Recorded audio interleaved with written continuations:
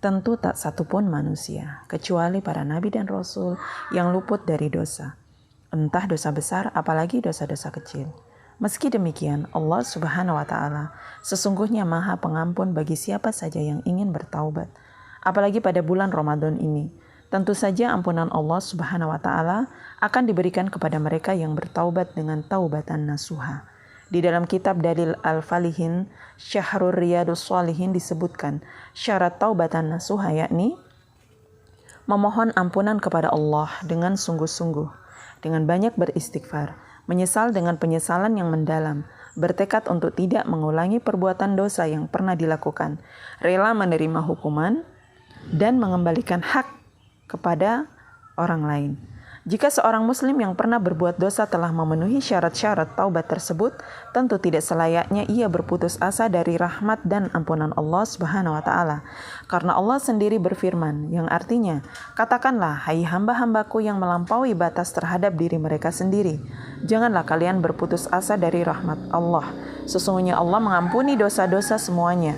Sesungguhnya Dia Maha Pengampun lagi Maha Penyayang. Quran Surah Az-Zumar ayat 53. Allah Subhanahu wa Ta'ala pun berfirman yang artinya, rahmatku meliputi segala sesuatu. Quran Surah Al-A'raf ayat 157. Selain banyak ayat yang serupa, juga terdapat sejumlah hadis yang sejatinya memberikan harapan kepada setiap muslim, karena begitu luasnya rahmat Allah Subhanahu wa Ta'ala.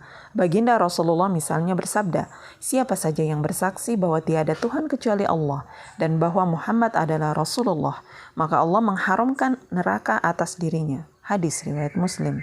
Bagaimana luasnya rahmat Allah juga tersirat dalam sabda baginda Rasulullah dalam sebuah hadis qudsi yang berbunyi, Allah berfirman, siapa saja yang datang membawa kebajikan, bagi dirinya pahala 10 kali lipat atau lebih banyak. Siapa saja yang datang membawa keburukan, maka balasan keburukan itu adalah keburukan yang serupa atau aku ampuni. Hadis riwayat Muslim. Dalam hadis lain Rasulullah bersabda, Allah telah menjadikan rahmatnya menjadi 100 bagian. Allah menetapkan rahmat itu tetap di sisinya sebanyak 99 bagian dan menurunkan rahmat itu ke bumi 1 bagian saja. Dengan sebab 1 bagian itu, berbagai makhluk bisa saling menyayangi. Dalam riwayat lain dinyatakan, sesungguhnya Allah Subhanahu wa Ta'ala memiliki 100 rahmat. 1 di antaranya diturunkan di tengah-tengah jin, manusia, binatang. Hadis riwayat muttafaq alaih. Dalam hadis lain juga dinyatakan, Allah Subhanahu wa Ta'ala memiliki 100 rahmat. 1 rahmat di antaranya menjadikan berbagai makhluk menyayangi satu sama lain. Sementara 99 rahmat diberikan pada hari kiamat. Hadis riwayat Muslim.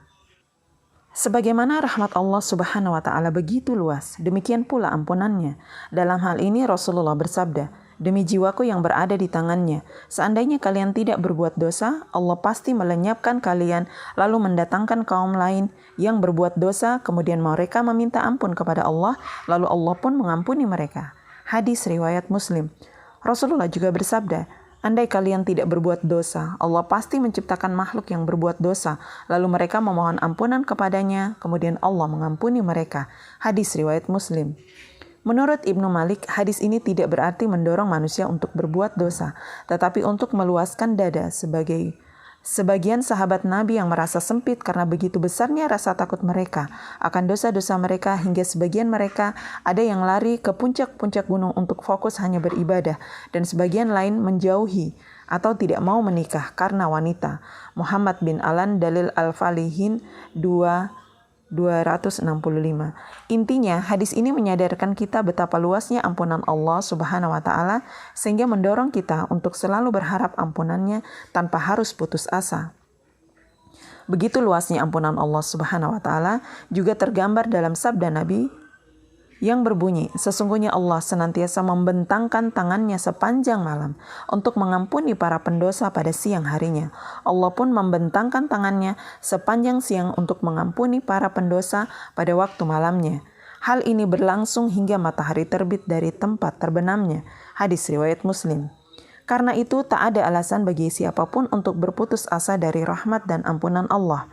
Sebaliknya, hendaknya setiap diri kita senantiasa bersungguh-sungguh mengharap rahmat dan ampunan Allah, apalagi pada bulan Ramadan. Hanya saja, Rahmat dan ampunan Allah Subhanahu wa taala tentu hanya akan Allah berikan kepada mereka yang senantiasa tunduk dan patuh kepada Allah dengan berusaha menjalankan semua perintahnya dan menjauhi larangannya, baik pada bulan Ramadan maupun di luar bulan Ramadan.